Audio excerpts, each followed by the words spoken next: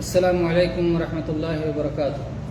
الحمد للہ رب العالمین وبہ استعین واشہد ان لا الہ الا اللہ وحدہ لا شریک لہ واشہد ان محمدا عبدہ ورسولہ اما بعد اعوذ باللہ من الشیطان الرجیم ولما جاءهم کتاب من عند اللہ مصدق لما معهم وكانوا من قبل يستفتحون على الذين كفروا فلما جاءهم ما عرفوا كفروا به فلعنت اللہ علی الکافرین۔ میرے خوش نصیب اور سعادت مند بھائیوں، اللہ اور اس کے رسول سے محبت رکھنے والے، اللہ کے کلام کو شوق سے سننے کا جذبہ رکھنے والے اور اللہ کے ذکر کی مجلس میں حاضری کا جذبہ لے کر یہاں پہنچنے والے میرے بھائیوں، سورہ بقرہ کی آیت نمبر 89 میں ہم پہنچ چکے ہیں الحمدللہ۔ آج انشاءاللہ وہی آیت پڑھیں گے اور سمجھنے کی کوشش کریں گے۔ اللہ کے کلام میں ہمارے لیے کیا ہدایات ہیں اور کیا رہنمائی ہے اور کتنا خیر ہے اور دین اسلام کی عظمت اس سے سمجھ میں آتی ہے، اور اس سے اللہ کا احسان جو ہم پر ہے کہ اللہ نے ہمیں ہدایت عطا فرمائی ہے، اپنی معرفت اور اپنی کتاب سے لگاؤ جو عطا کیا ہے، اس نعمت کا احساس ہوتا ہے۔ اللہ ہمیں اس نعمت کا احساس کرنے اور اس کا شکر ادا کرنے کی توفیق بخشے، آمین۔ اللہ تعالیٰ نے فرمایا وَلَمَّا جَاءَهُمْ كِتَابٌ مِّنْ عِنْدِ اللَّهِ۔ لما کے معنی جب، اور جب جاءہم کتاب، ان کے پاس ایک عظیم الشان کتاب آئی۔ آپ جانتے ہیں کہ بنی اسرائیل کا ذکر چل رہا ہے یہاں، یہود اور نصارہ کا۔ جب ان کے پاس ایک عظیم الشان کتاب، یہ عظیم الشان کہاں سے آیا؟ کتابن، یہ جو نکرہ ہے، کہتے ہیں نکرہ تعظیم کے لیے ہے، تعظیم کے لیے، اس لیے عظیم الشان کتاب۔ اور جب ان کے پاس ایک عظمت والی کتاب آئی من عند اللہ، جو اللہ کے پاس سے تھی۔ یہ کون سی کتاب ہے؟ کس کتاب کا ذکر ہو رہا ہے؟ قرآن پاک کا، کہ قرآن پاک جو اللہ کی کتاب سے آئی، اللہ تعالیٰ کی طرف سے ہے، اللہ کا کلام ہے۔ جب یہ کتاب یہود و نصارہ کے سامنے پیش کی گئی تو کیا ہوا؟ آگے آیت کے اخیر میں ہے کفروا بھی، کہ ان لوگوں نے اس کا انکار کر دیا، اس پہ ایمان نہیں لائے۔ اور جب کہ اس کتاب کی عظمت یہ تھی مصدق لما معہم، ان کے پاس جو کچھ تھا اس کی تصدیق کرنے والی کتاب تھی۔ قرآن پاک یہود و نصارہ کے پاس جو کچھ تھا، یہود کے پاس توریت ہے، نصارہ کے پاس انجیل ہے، ان دونوں کی تصدیق کرنے والی کتاب۔ کیسے تصدیق کرتی ہے؟ دو طرح سے۔ ایک تو یہ کہ جو بھی قرآن پہ ایمان لاتا ہے وہ اس بات پر بھی ایمان لاتا ہے کہ توریت اللہ کی کتاب ہے اور انجیل اللہ کی کتاب ہے۔ تو ہم توریت اور انجیل کو سچی کتاب مانتے ہیں قرآن پاک کی تصدیق سے، قرآن پاک کے حکم سے، قرآن پاک کے بتانے سے کہ یہ سچی کتاب ہے۔ تو یہ تصدیق کرتی ہے اپنے سے پہلے کی کتابوں کی۔ اور تصدیق کی دوسری صورت یہ ہے کہ جو باتیں کہی گئی تھیں ان کتابوں میں، توریت میں، انجیل میں، کہ ایک نبی آنے والے ہیں اور وہ ایسے اور ایسے ہوں گے، ان کا وصف یہ ہوگا، ان کا وصف یہ ہوگا، اس وصف کے مطابق یہ کتاب آئی ہے اور اس کتاب کو لے کے نبی آئے ہیں۔ تو مطلب جو کچھ اس کتاب میں تھا اس نبی نے آ کے اسے سچ کر دیا، ہو گئی تصدیق نا؟ یعنی جو اس کتاب میں ہے کہ اس طرح کے نبی آنے والے، اس طرح کے نبی آ گئے، تو گویا اس طرح بھی اس کتاب کی تصدیق ہو گئی۔ تو یہ قرآن مجید تصدیق کرنے والی ہے سابقہ کتابوں کی دو اعتبار سے۔ تو یہ دونوں اعتبارات ہوئے۔ پھر اللہ تعالیٰ نے فرمایا وَكَانُوا مِن قَبْلُ يَسْتَفْتِحُونَ عَلَى الَّذِينَ كَفَرُوا، اور یہ لوگ اس سے پہلے، یعنی محمد صلی اللہ علیہ وسلم کے آنے سے پہلے اور قرآن پاک کے نزول سے پہلے کافروں پر فتح مانگا کرتے تھے، فتح چاہتے تھے کس طرح سے کہتے تھے کہ ایک نبی آنے والے ہیں، اس نبی پر ایمان لا کر کے ہم تم لوگوں کو قتل کریں گے، ہم اس نبی کے ذریعے سے اللہ کے یہاں سرخرو ہوں گے اور اللہ تعالی ہمیں غلبہ عطا کرے گا اور تم مغلوب ہو جاؤ گے۔ تو پہلے نبی کا نام لے کر کے اپنی فتح طلب کیا کرتے تھے کہ نبی آئیں گے اور ہم اس طرح سے تم کو نبی پر ایمان لا کے ہم قوت میں ہو جائیں گے، اللہ کی مدد نبی کے ساتھ ہوگی، تو یہ کہا کرتے تھے۔ لیکن ہوا کیا؟ فلما جاءہم ما عرفوا، جب آ گیا وہ نبی جس کو وہ جانتے تھے، کفروا بھی، تو اس کا انکار کر دیا، اس وقت ایمان نہیں لائے۔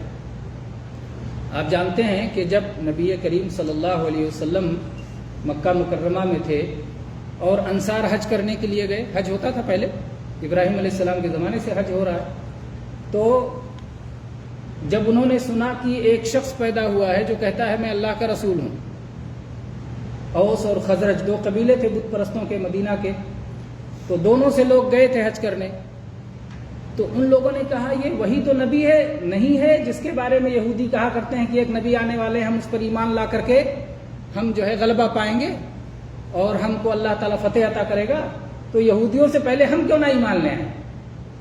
تو دیکھیے اللہ نے یہ عزت ان صحابہ کے نام لکھی تھی، تو پھر صحابہ ایمان لے آئے، ان کو توفیق مل گئی اور یہودیوں کو توفیق نہیں ملی، اور سبب یہودی بنے کیونکہ وہی کہا کرتے تھے کہ ایک نبی آنے والے ہیں، ایک نبی ایسے اور ایسے آنے والے ہیں، اور وہ نشانیاں دیکھ کر کے وہ ایمان لے آئے جو سنا کرتے تھے اور جو بتایا کرتے تھے، انہیں توفیق نہیں ہوئی۔ تو اس طرح سے ان لوگوں نے نبی کے بارے میں اعلان کیا کہ یہ نبی آنے والے ہیں اور ہم ان کے ساتھ مل کر کے تمہیں شکست دیں گے، اور الٹا ہو گیا۔ تو اس میں کچھ لوگوں نے اس طرح بھی اس کا جو ہے ترجمہ کیا ہے، اور وہ صحیح نہیں ہے، کہ اس نبی کے وسیلے سے یہ لوگ دعا مانگا کرتے تھے۔ کچھ لوگوں نے اس کا ترجمہ کیا ہے کہ اس نبی کے وسیلے سے فتح مانگا کرتے تھے، کہ آنے والے نبی کے وسیلے سے ہم تم پر فتح مانگتے ہیں۔ یہ جو ترجمہ کیا ہے اس سلسلے میں جتنی بھی روایات پیش کی گئی ہیں کوئی صحیح نہیں ہے، اور وہ اس لیے صحیح نہیں مانا جائے گا، اور اس کی وجہ سے ناجائز وسیلہ کو ثابت نہیں مانا جائے گا۔ وسیلہ جو جائز ہے وہی ثابت ہے، جو ناجائز ہے وہ ثابت نہیں ہے، اور اس کو بار بار بتایا جا چکا ہے کہ ہر چیز میں جائز اور ناجائز ہوتا ہے۔ وسیلہ کا مسئلہ بھی ایسا ہے کہ کچھ وسیلہ جائز ہے اور کچھ وسیلہ ناجائز ہے۔ اب جائز وسیلہ یہ ہے کہ میں آپ تک آواز پہنچانے کے لیے لاؤڈ اسپیکر کا استعمال کروں، جائز وسیلہ ہے۔ اب کوئی ایسی صورت اپناؤں پہنچانے کے لیے جو ناجائز ہو تو وہ درست نہیں ہوگا۔ پیٹ بھرنے کے لیے جائز اللہ نے کھانے نازل کیے ہیں، جو کھانے ناجائز ہیں اس سے پیٹ نہیں بھرا جائے گا۔ بھوک مٹانے کے لیے جس طرح سے اللہ نے کھانے جائز کیے ہیں اور کچھ کھانے ناجائز کیے ہیں، ایسے ہی پیاس بجھانے کے لیے بھی اللہ تعالیٰ نے کچھ پینے کی چیزوں کو حلال کیا ہے، کچھ پینے کی چیزوں کو حرام کیا ہے۔ تو اسی طرح سے وسیلہ میں بھی کچھ حلال ہے اور کچھ حرام ہے، کچھ جائز ہے اور ناجائز ہے۔ تو کسی کی ذات کا وسیلہ لینا، کسی کے حق کا وسیلہ لینا یہ ناجائز ہے، کیونکہ اس کا ثبوت نہیں ہے۔ اور اس آیت میں اور اس کی تفسیر میں جتنی روایات پیش کی گئی ہیں کوئی بھی صحیح سند سے ثابت نہیں ہے، اور ان کی ضرورت بھی نہیں ہے، کیونکہ اس کا معنی، آیت کا معنی اس کے بغیر بھی واضح ہے۔ تو وہ لوگ فتح مانگا کرتے تھے، یعنی یہ کہا کرتے تھے کہ نبی آئیں گے تو ہم ان کے ساتھ مل کر کے تمہارے اوپر فتح حاصل کریں گے۔ یہ یستفتحون کا صحیح مطلب ہے، یستنصرون، کہ اس نبی کے ذریعے سے یہ کافروں پر فتح چاہتے تھے، فتح طلب کرتے تھے۔ تو اللہ تعالیٰ نے فرمایا فلما جاءہم ما عرفوا، جس کو خوب اچھی طرح جانتے تھے جب وہ آ گئے، کفروا بہ، تو پھر اس نبی کا انکار کر دیا۔ ان کی معرفت جانتے ہیں، اللہ تعالیٰ نے قرآن پاک میں دوسری جگہ بتایا ہے کہ وہ کس طرح جانتے تھے۔ یہودی نبی صلی اللہ علیہ وسلم کو ایسے ہی جانتے تھے جیسے اپنے بیٹے کو جانتے تھے کہ یہ میرا بیٹا ہے، ویسے ہی جانتے تھے کہ یہ نبی ہے، کیونکہ اللہ نے جو صفات بتائی تھیں ان کی کتابوں میں وہ صفات انہی پہ فٹ ہوتی تھی۔ اور وہ واقعہ بھی آپ جانتے ہیں، صفیہ رضی اللہ عنہا کا، خیبر کے سردار کی بیٹی تھی، اور یہ ابن اخطب کی۔ پھر اللہ کے نبی کریم صلی اللہ علیہ وسلم نے ان کو اپنی زوجیت کا شرف بخشا، ان کو اپنی بیوی بنایا، وہ بیان کرتی ہیں کہ میرے چچا اور میرے والد نے جب یہ سنا محمد صلی اللہ علیہ وسلم کی نبوت کے بارے میں تو مدینہ گئے اور پوری معلومات حاصل کی، اس کے بعد آ کے بیٹھے تو باتیں کی، کہا کہ یہ وہی تو نبی ہیں جن کا توریت میں ذکر ہے؟ کہا ہاں ہیں تو وہی، صفات ساری فٹ ہو رہی ہیں، ساری صفات فٹ ہو رہی ہیں۔ تو کہا پھر کیا ارادہ ہے، آگے کیا ارادہ ہے؟ کہا ارادہ یہی ہے کہ ایمان نہیں لائیں گے، اس لیے کہ یہ بنی اسماعیل سے ہے اور ہم لوگ بنو اسحاق سے ہیں، یہ تو ہمارے خاندان کا نہیں ہے، یہ تو ہماری اولاد میں سے نہیں ہے۔ بنو اسماعیل عرب تھے اور بنو اسحاق یہ جو ہے شام والے تھے، جو کہ اہل کتاب تھے بنو اسرائیل، تو یہ بنی اسرائیل میں سے نبی نہیں ہے، اس لیے اس پہ ایمان نہیں لانا ہے۔ تو سارا چکر سرکشی، حسد، جلن، تکبر اور بڑائی کا تھا، اس لیے ایمان نہیں لائے۔ اللہ تعالیٰ نے جیسا کہ اگلی آیت میں فرمایا، اللہ نے پھر فرمایا آگے فَلَمَّا جَاءَهُم مَّا عَرَفُوا بِهِ مَا عَرَفُوا كَفَرُوا بِهِ، جب وہ آ گیا جس کو یہ خوب اچھی طرح پہچانتے تھے تو انہوں نے انکار کر دیا۔ فَلَعْنَةُ اللَّهِ عَلَى الْكَافِرِينَ، تو جان بوجھ کے حق کو سمجھ لینے کے بعد انکار کرنے والوں پر اللہ کی لعنت ہو، اللہ کی رحمت سے دور ایسے لوگ کر دیے جاتے ہیں۔ پھر اللہ تعالیٰ نے فرمایا بئس ما اشتروا به انفسهم ان يكفروا بما انزل الله بغيا ان ينزل الله من فضله على من يشاء من عباده فباءوا بغضب على غضب وللكافرين عذاب مهين۔ بئس ما اشتروا به انفسهم، کتنی ہی بری چیز ہے جس کے بدلے انہوں نے اپنی جانوں کو بیچ دیا، اپنی جانوں کو بیچ دیا۔ آخرت کے بدلے، آخرت میں جو ہے ان کو اگر نبی پر ایمان لے آتے تو اس کے بدلے میں ان کے جان کے لیے عافیت تھی، خیر تھا، نعمتیں تھیں، جنت تھی، لیکن انہوں نے اپنی جان کو کس کے حوالے کر دیا؟ جہنم کے حوالے کر دیا، آگ کے حوالے کر دیا، اور بدلے میں کیا لیا؟ دنیاوی شان، کہ ہم تو بنی اسرائیل ہیں، ہم بنو اسماعیل کے آگے جھکنے والے نبی کے، بنو اسماعیل کے نبی کے آگے جھکنے والے نہیں ہیں۔ تو بئس ما اشتروا به انفسهم، کتنی بری چیز ہے جس کے بدلے میں انہوں نے اپنی جانوں کو بیچ دیا۔ وہ کیا ہے جس کے بدلے بیچ دیا؟ ان یکفروا بما انزل اللہ، کہ وہ انکار کر دیں اس چیز کا جسے اللہ نے نازل کیا، اللہ کے نازل کی ہوئی کتاب کا اور اللہ کے بھیجے ہوئے رسول کا انکار کرتے ہیں، اور اس کے بدلے میں دنیاوی شان و شوکت کو حاصل کرتے ہیں۔ بغیا ان ينزل اللہ من فضلہ علی من یشاء من عبادہ، صرف ان کے یہاں سرکشی یہ ہے، بغی، تجاوز، تکبر یہ ہے کہ اللہ تعالیٰ اپنے فضل و کرم سے اپنے جس بندے کو چاہے اس پر اپنی رحمت نازل کر دے۔ اللہ نے بنو اسماعیل کو دینا چاہے یہ فضل، قرآن پاک آخری نبی کو بنو اسماعیل میں سے بھیجنا چاہا، تو اللہ تعالیٰ کہاں نبی بھیجے یہ طے کریں گے کہ ان کو سر جھکانا ہے۔ اللہ جہاں بھی بھیج دے، جہاں بھی نبی آئے اس پر ہم ایمان لائیں۔ اب کوئی اجمی کھڑا ہو کہے کہ عرب کا نبی ہے اس لیے ہم نہیں مانتے، عجم میں کیوں نہیں آیا، تو یہ اس کی سرکشی ہوگی۔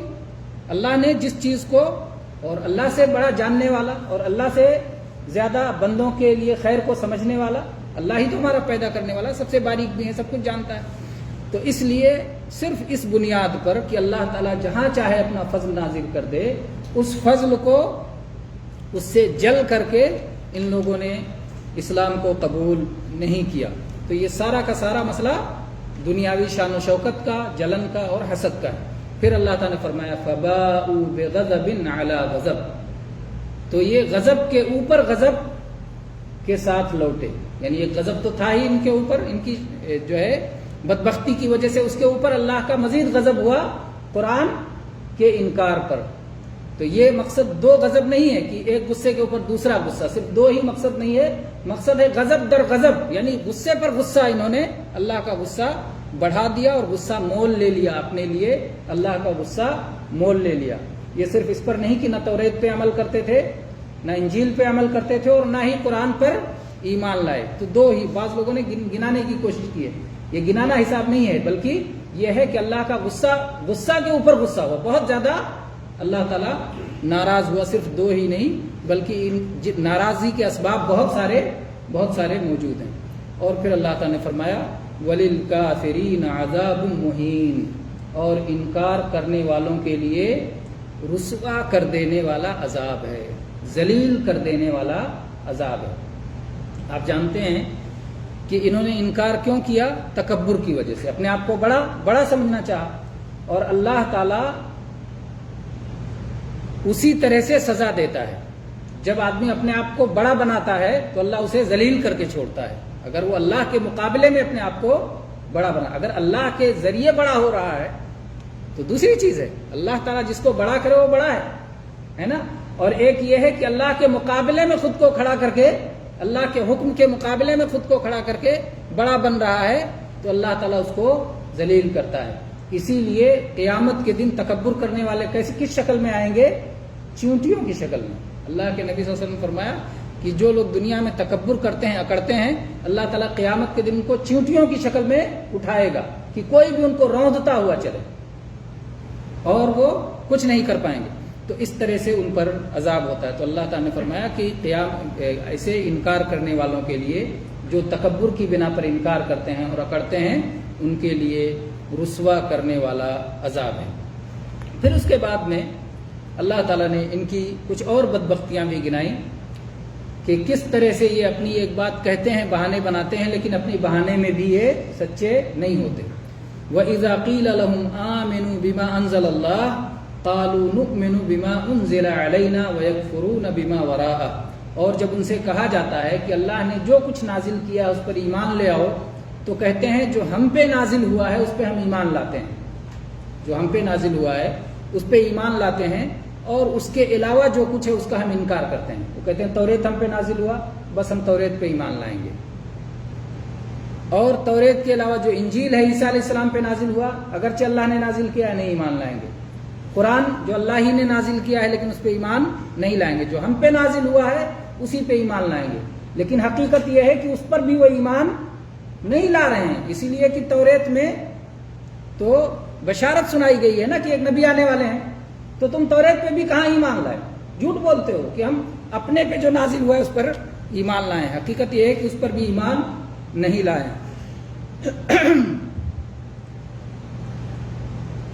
قالوا نؤمن بما انزل علینا ویکفرون بما وراءہ، کہتے ہیں کہ جو ہم پر نازل ہوا ہے ہم اس پر ایمان لاتے ہیں اور اس کے علاوہ کا کفر کرتے ہیں.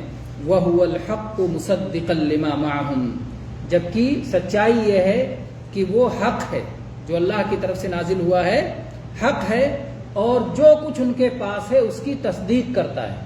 ابھی میں نے بتایا کہ تصدیق کی دو صورت ہے. ایک تو یہ کہ قرآن علی اعلان کہتا ہے کہ توریت اللہ کی طرف سے، انجیل اللہ کی طرف سے، تو یہ اعلان ہے ایک طرح کی تصدیق. اور دوسری تصدیق یہ ہے کہ جو خوشخبری سنائی گئی تھی توریت میں کہ ایک نبی آنے والے ہیں، انجیل میں جو خوشخبری سنائی گئی تھی کہ نبی آنے والے ہیں، وہ نبی آ گئے تو سچائی ثابت ہو گئی کہ جو کہا تھا وہ ہو گیا. اللہ تعالیٰ نے اس کتاب میں جو بتایا تھا وہ ہو گیا. تو اس طرح سے بھی تصدیق ہو گئی، دو طرح سے تصدیق ہو گئی. تو یہ برحق ہے، اور جو کچھ ان کے پاس ہے اس کی تصدیق کرتی ہے. اور اس سے زیادہ جو ہے حماقت اور نادانی کی بات کیا ہوگی کہ ایک دلیل ہے جس سے کسی کا کیس پختہ ہو رہا ہے، آدمی اس دلیل ہی کا انکار کرتا ہے. قرآن پاک آیا تو قرآن پاک پوری دنیا سے کہہ رہا ہے کہ توریت برحق ہے اور موسیٰ علیہ السلام پر ایمان لانے والے برحق ہیں، اور موسیٰ علیہ السلام پہ ایمان والے کہیں کہ نہیں قرآن کو ہم نہیں مانتے. جو ان کی تصدیق کر رہا ہے، ان کے کیس کو مضبوط کر رہا ہے. ان کے انکار کرنے والے بھی تو ہیں، توریت کے انکار کرنے والے، اس کا نہ ماننے والے. تو قرآن ان کی تائید کر رہا ہے، ان کی تصدیق کر رہا ہے. جو احکام ان کے پاس ہے ان احکام کی کہہ رہا ہے. تو توریت میں بھی یہی تھا کہ ایک اللہ کی عبادت کرو.